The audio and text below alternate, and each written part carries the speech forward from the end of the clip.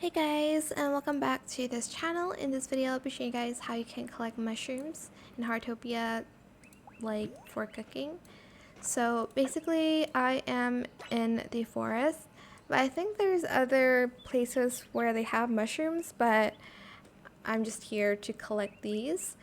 So just go to the mushroom and press F to harvest. You're able to harvest 3 per like area, I guess.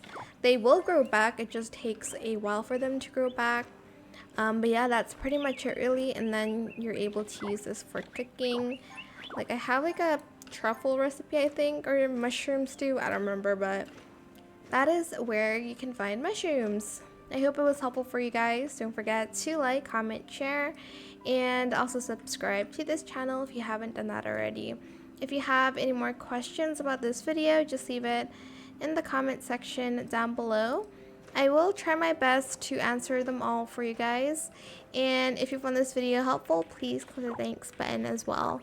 That is it. Thank you so much for watching. Bye.